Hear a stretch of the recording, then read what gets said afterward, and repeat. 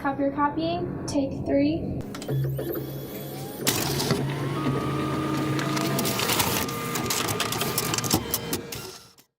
Alright, today we're going to learn how to remove or install a finishing card in your Toshiba eStudio machine. This is for all of you who want to add a finisher to your machine that can sort and staple and possibly fold.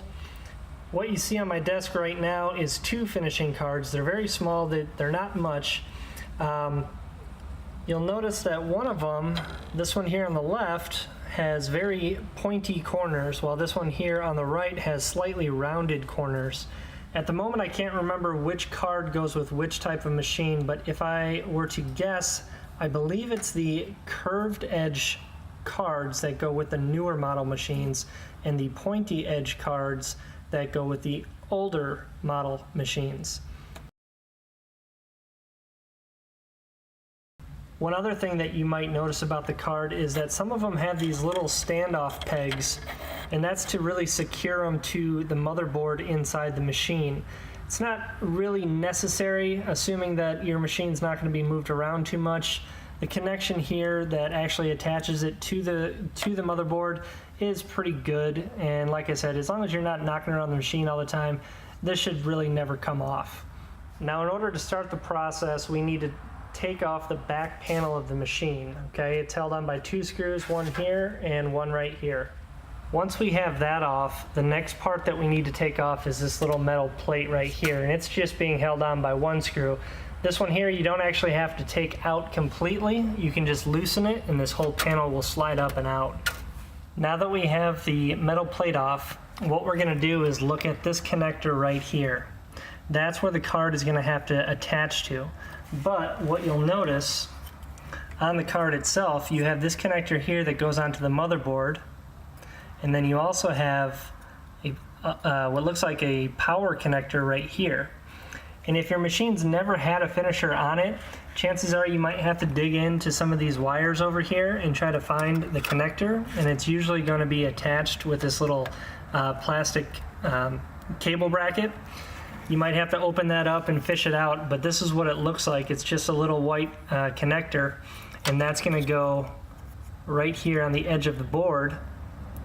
And it only goes one way, and just be careful you don't want to bend those pins, because sometimes it can be a little tough getting it in straight and correctly. Okay, so now I have the power connector hooked up, and now all we have to do is push this onto the motherboard. So get your wires out of the way.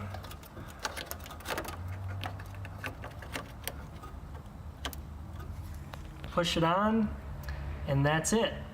Now, if your card actually did have that little standoff connector, it's going to be over here in the corner, and you'd probably have to press pretty hard to get that to snap on the way it's supposed to. But like I said, you don't necessarily need that. But that is about it. So I'm going to put this metal plate back on, I'm going to put the plastic panel back on, and then we are going to go around to the front to initialize it. Okay, the last thing that we have to do is tell the copier what type of finisher model we have attached to the machine. And in order to do that, we have to go into the 08 service mode. To get there, what you want to do is shut down the copier completely, including the breaker switch on the right-hand side, and then wait a few seconds, and then what you're going to do is hold down 0 and 8 while flipping the breaker switch on. Continue holding 0 and 8 until these buttons over here light up. Once these buttons light up, then you can release 0 and 8. The machine's going to start up, and you're going to be in the 08 service mode. You can tell it says test mode right up there in the upper left-hand corner. And then the next step we have to do is we're going to type in a code over here. Now, if you're working on a 40 series machine, you're going to type, you're going to type 4548 and then hit start.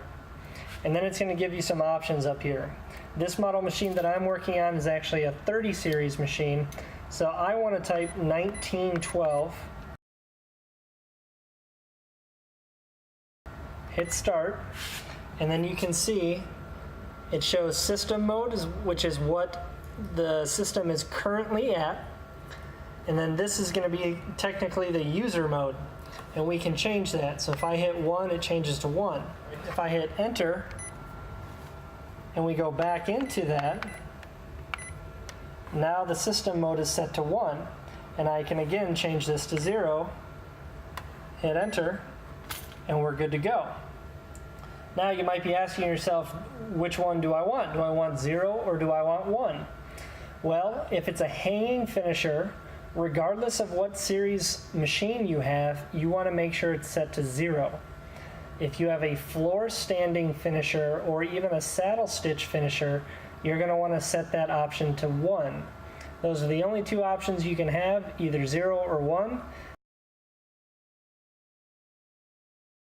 Once we have that set, we're going to press and hold the power button, shut down the machine. We're going to wait a few seconds, make sure that the green light is off, and then we're going to boot it back up.